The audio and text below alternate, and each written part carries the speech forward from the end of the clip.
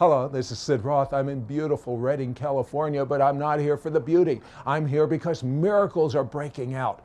Can the deaf hear? Can the lame walk? I have two people that say they got a miracle. Yes. Life after death experiences and angelic communications are on the increase. Terminally ill patients whom doctors have given no hope are unexplainably cured. People are being mysteriously protected from natural disasters. Sid Roth, your investigative reporter, examines this invisible world on It's Supernatural.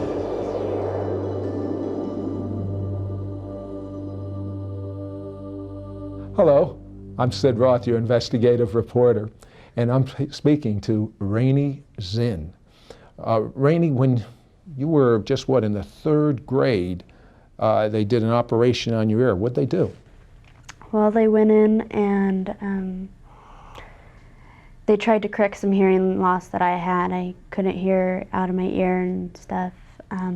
They went in to try to correct it by removing two bones. And I'm not exactly sure the medical procedure and stuff of what they did, but I know there was two bones missing in my ear and that it was to correct hearing or so. And I went through it, and then afterward I got out and it corrected my hearing a partial percentage of it. And then I lived for about a couple years with that, and then it started just decreasing, the hearing. And so it was down to decreased about 90% Yeah. from what I understand. Yeah, so you're missing a couple of bones. Mm-hmm. You can't hear too well in that ear. Did it bother you in any way or limit you in any way? Yeah, my mom would talk or something, and I would just hear a totally different word that she would say, and it just would mess up everything. You know, I'd say, "Did you just say that word?" And she'd just be like, "No, I said this word." And it's similar, but it just threw me off. I'd have to listen really closely to people and what they were saying, or else I'd misunderstand them and stuff. Now, you went to Bethel Church. Mm-hmm. Before you were prayed for, did you think that you would get your hearing back? No, I just lived with it. Thought it was something you just got to live with. Well, did the doctors say you might get it back? No, I stopped going to the doctors after the surgery. Just didn't go anymore. Rainey, tell me about that Sunday night when a miracle happened in your life. Okay, it was a Sunday night, as you just said, and it was after the service during ministry time, and I was standing around with my mom and my grandma and a couple other people and my sister, and we were just hanging out. It was after quite a few people had left, closing down kind of a service, and we grabbed Pastor Bill, or my mom did, and she came over and asked him if he'd be willing to pray for me about my ear, and so I thought that was okay and everything. It caught me off guard. I wasn't prepared for it or anything. I had no expectations of it or the outcome of it and stuff, and so he just began to pray, and everybody around me laid hands on me and started to pray, and then not very long after they started praying, well, first he asked me, has anything changed and stuff, and nothing had after about 2 minutes or so, and then he continued to pray with his finger in my ear, mm-hmm. and he touched my ear and just continued to pray, and then probably, I'm not sure how long, a couple minutes after he started doing that, it started heating up, and I have the scar was, it goes from here to here in my ear, and it just started getting really hot. Where you had that original surgery where they took mm-hmm. the two bones out of your eardrum. Mm-hmm. And really hot or just? It was a noticeable heat. It wasn't like, oh, I'm embarrassed, you heat up kind of a thing. It was noticeable. It was hot. So what happened next? I told him that it started getting hot and stuff, and so he continued to pray, and about a little while after that, there was a pop in my ear, and it was just like when your ears pop going up an elevation or something like that. That's how it felt, and but it was more of a pop that it was a little painful. I noticed it, and it hurt, and then I told him, and he said, okay, and he continued to pray, and then he started talking to me, and it was just like, I thought, either he's talking louder or what, but he talked to me and stuff, and then he came near me and he just said, "Can you hear this?" And I said, "Yes, I can." And I just started crying, and it was awesome, because it was kind of just, God was healing me through some other things and stuff, and through all that, he took the time just the little things matter to him. And so it was just. Did you ever go to a doctor then to check this out? Well, I didn't really go to a doctor to prove it, because I knew it was done and everything, but I had to go to a doctor appointment. It was my monthly checkup, and I went in, and he just does the regular checkup of like blood pressure and stuff, and he had one of those little scopes that he put in your ear. And he looked in it and he goes, "Well, you had a recent surgery." And I was like, "Well, yeah." And But wait, no, you didn't have a recent surgery. well, I considered it a recent surgery by You mean the creator. God Yeah, operated the on you. creator. But I told him, yeah, I had a recent surgery. And I asked him, "Well, what exactly do you see in there?" And he said, "Well, you have a brand new eardrum." And I almost started crying in the office. It was confirmation. And Did you tell him what the surgeon was? You know what? I didn't, and I wish I had. It was like an opportunity. He said you had a brand new eardrum? Yeah, completely reconstructed. And one of his comments that was just made me laugh was that they did a pretty good job of it. It's like, yep, I believe they did. So. Yeah, you've seen a lot of miracles at Bethel Church. Mm-hmm. Do you have any doubt that God wants to heal everyone? No doubt at all. I'm waiting for it. Or people just come and drive up the hill and be healed. And you were telling me you're in the Bible school here, and they teach you, explain to me about always being aware of the presence of God. They have times where we just sit on our chairs, and like one of the teachers will get up and just start praying, and then she'll go, "Okay, guys, we're gonna pray, and I just want you to, let me know when you feel something." And like, we have one teacher up there that goes up there and she'd pray, and she's, "Okay, here it comes. You guys feel it?" And so the class is just like, "Wow, we really do feel it." And they're helping us to recognize the anointing and stuff when it's there and everything. Like, for example, they want us to take it out on the streets, and like when we're walking around in a grocery store. Do you? I personally haven't done Why? that yet. Well, I'm still learning how to get sensitive and stuff toward that, but I'm growing in that area. So I'd say that you're growing. And I have a sense that when God heals hearing in the natural, he does something to us in the supernatural. And what I believe is that, I don't know if you're doing this now, that you're going to be hearing God's voice clearer than you ever have before. I have been. You have? I have been, to where it's blown me away, and it's awesome. I love obeying God, especially when I hear directly from him through things and stuff. We're going to interview next Bill Huff. You know him. Yeah. There's a man that was paralyzed from the waist down. The next segment, we're going to be talking about him. Were you here when he walked for the first time in the church? I missed that night. But I remember seeing him. The first time I saw him was after his healing. I was driving down Market Street, I believe it was, and I saw him on the bike. And I was just like, wait a minute, he was in a wheelchair last I saw. And so it boggled my mind, and it was just like, God did that. What is a paralyzed man doing riding a bicycle? Better than that.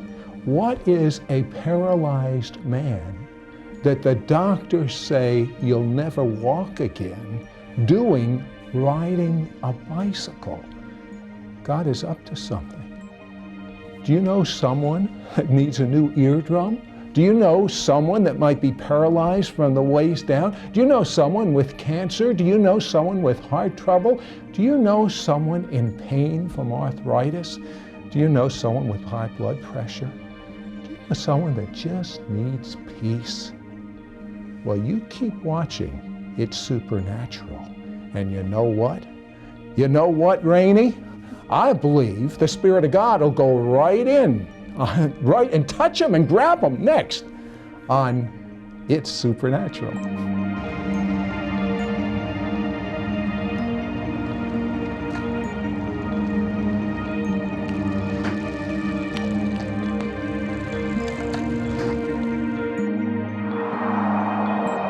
We'll return with Sid Roth and It's Supernatural right after this.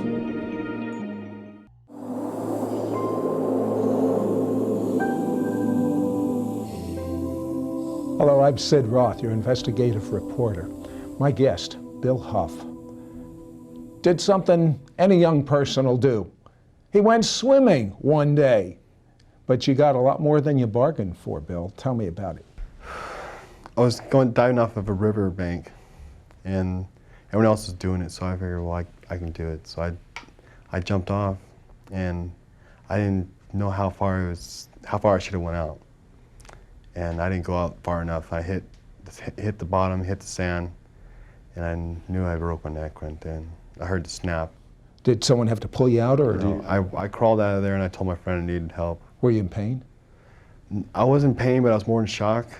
And I told him that I needed help. And the last thing I remember was seeing my sandals in the bushes. And that was it. I was in the ambulance and gone. Now, Bill, many years before that, you were a poster boy for what organization? For March of Dimes. And why were you a poster boy? I don't know exactly how it went, but I was just a poster child for all the other people, all the other kids in the California area. Now, how come they picked you? I have no idea. And you were born with one finger on one hand and two fingers on the other. And okay, so the next thing you remember after you break your neck is you're in the hospital. Well, what was going on in the hospital, by the way? I woke up out of a coma. I was in a coma for a month and a half. That's a long time to be out of it. Yeah. And when I woke up, I didn't know what happened. I didn't know where I was. I was totally lost, really lost. And what did the doctor say had happened to you? It was a speech therapist that told me that. She asked me, do you know what happened to you? And I said, well, my neck, she said that I broke my neck. And she says that you're here in UC Davis. That's all she told me. And so she never told me anything, what happened. What had really happened? Well, when I broke my neck. I know, but why were you in the coma? Because of the broken neck? The broken neck, the skull fracture, and the meningitis. Oh, you really messed yourself up big time. They said I shouldn't have made it. All right. What did the doctor say would happen to you as a result of this? They never said anything. Never said nothing at all. They just figured. I walked out of the hospital. Mm-hmm. I was fine until 3 months after that. What happened? I felt like someone was punching me in the back real hard, and I was crying. And finally, my left leg started going numb, and I didn't know what was going on the whole time. When you say someone punching you in the back, you mean hard? Really punching. Had you ever felt pain like that before? No. And so how'd you end up? My left leg started going numb, and then it went completely numb to where I couldn't hardly start walking at all. And then my right leg started going numb. And by November 20th of '95, I was ended up being in a wheelchair. And how'd you feel? I mean, here you're born with not all of your fingers, and now you go a freak accident, and now you're confined to a wheelchair. Would you eventually get better, or what did the doctor say? The doctor said I'd never walk again. That's all that I've had reports from Washington, down Redding here, and they said I'd never walk again. You must have been a very depressed person. Yeah, it's kind of like, how much more can you take from a guy? Did you think about taking your life? No, never got to that point. I mean, the rest of your life you're going to be paralyzed now. You're going to be dependent on other people. What did you have to live for? I don't know. They never come into my mind about killing myself or anything like that. Never did. I just didn't want to. I I was happy. I mean, I'd lived with my arms being like this for my whole life. So I mean, another step down. Well, they just step on it. That's all. Okay, so you were, someone saw you in your wheelchair and had a little compassion and offered you a ride in Redding, California. Tell me about that. Yeah. Me and my friend were going to cash in cans to get some money, and we were going by her place, and she says, "Do you want to ride?" And I said, "Yeah, we'll take a ride." And she takes us to a recycling place to recycle the cans, and she's the whole time she's talking about God, and it was kind of interesting, but I was stuck in the middle. There's nowhere I can go. You're a captive audience, is what you're saying. Yeah. I get them next to me all the time on airplanes. And that's all she talked about was about God, and it was kind of good. And we go back to our driveway, and she says, "Do you want to accept Christ in your life?" And so she brought me to the acknowledgement of Christ. And then she told you to go to Bethel Church. Yeah, she took me to Bethel Church. And what'd you think about that place? It was huge. It was overwhelming, really. I mean, the miracles. What'd you think about the healings? Well, when I first came here, there was nothing like that I knew of going on. That's right, you were one of the very first miracles. And as a matter of fact, I want you to hear about the first miracle that opened the floodgates of miracles. We'll be right back.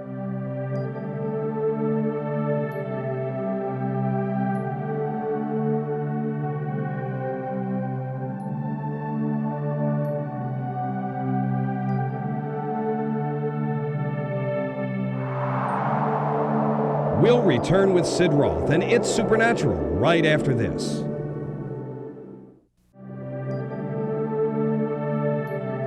Hello, I'm Sid Roth, your investigative reporter, and I'm speaking to Bill Huff. Bill Huff really should have been an angry individual. He was born birth defects, one finger on one hand, two fingers on the other. Then he went swimming, freak accident, dives, breaks his neck in a hospital. Then he ends up being paralyzed from the waist down with no hope of ever recovering. And a lady gave him a ride, told him about how he could have a personal relationship with God, invited him to her church. And you were kind of overwhelmed, you told me, about it being kind of big. But then two teenage boys started praying for you. Was this at every service? Yeah, every service I came in that door. Why did these two young boys pray for you? They wanted me healed. And what did you think? Did you think you would be healed? Yeah, I did. And then why would you? You didn't know anything about healing? No, I know. I just they'd pray for me, and I figured I'd just walk right out of the wheelchair instantly like that, but it never happened that way. But did you like the attention of them praying for you every service? Yeah. I would think so. And so tell me about the time you were healed. The time I was healed, I went to another church. It was like a Wednesday night. It was like a Bible study. And they were teaching on John 11:40. And he kept on saying this verse, and it was really sticking to me. I really liked the verse. It was good. And it said, Jesus said to the lady, "Didn't I say if you believe, you'll see the glory of God?"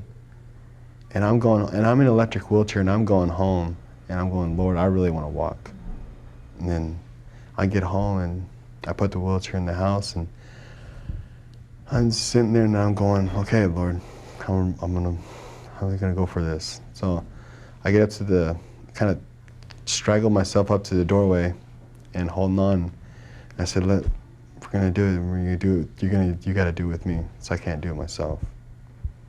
And I start walking, and every step I took, I just said, "Jesus, Jesus," and I walked around the whole block. And I come home, and I was fired up. I was just like totally on fire, but I mean, you're walking. The doctor said you couldn't walk, and you're walking, fired up. That's kind of. You must have been the happiest man on 2 feet. Yeah, I was, but I was real, I don't know, holding it in. I held it in a lot. I mean, So, who's the first person you told? the first person I told was, well, the lady who brought me to Christ, I told her. How did she react? She's just, wow. No. She came over and she was all happy. And she says, well, we got to go to church. So what did you, tell me about when you told your pastor. Well, Pastor Bill, I walked in the door and he's out. You walked in the door, I caught that. I walked in there and I'm standing there right next to Pastor Bill and he's greeting people. And I go over there and he looks at me and shakes my hand. And he says, how you doing? He says, I'm doing real good. And all of a sudden he looks at me and he looks up and down and he goes, what? He was kind of like, wow. It just totally kind of blew him away. And he asked, he says, well, what happened? He says, I'm walking. And And then that evening you shared with the church. How'd the church react when they saw you walk up? They're clapping, hollering. It was like a total amazement to them. They've always been praying for me, for me to walk. Everyone's always been praying for that. And when I did it, they were just like a fulfillment of their prayers. But let me ask you something. How do you think your church is going to react when the next thing happens to you that you've had a vision from God on? And tell me what I'm referring to. Okay. There was a little girl. She was born with one valve in her heart. It was it's a friend of my. Well, it was a niece of the lady who brought me to Christ. She said, well, let's go pray for her. So we went up there, and it was kind of, I don't know how we were praying for her, and you could see God's hand above her. It wasn't like. You had like a vision of God's hand above her. Yeah, and it wasn't like a fleshy looking hand. It was just like a spiritual hand, just like hovering above her, and then all of a sudden it just dropped into her. And I'm sitting there going, wow. And I told her about it, and she just, well, good. Well, that girl, she was supposed to have heart surgery 3 weeks from then, and she never had heart surgery. And now she's 2.5 years old. Now you pray for a lot of people. There's a girl without a heart valve. You got that? A girl without a heart valve got a heart valve back? But what I was referring to wasn't her. I'm glad you told me about her. But I was referring to what's going to go on here. What is going to happen? Okay. You tell me what's going to happen here. I'm going to get them. These are mine. You're going to get a full hand? Full hand, full arms, everything.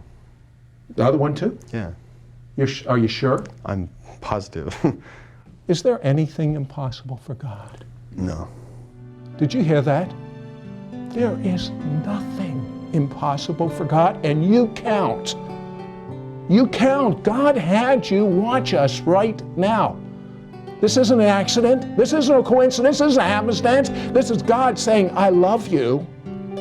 And if you will repent of your sins and make me Lord, believe that Jesus died in your place, and read the Bible and start doing what it says, you'll find out there is a destiny for you beyond anything you ever asked or thought or imagined or dreamt.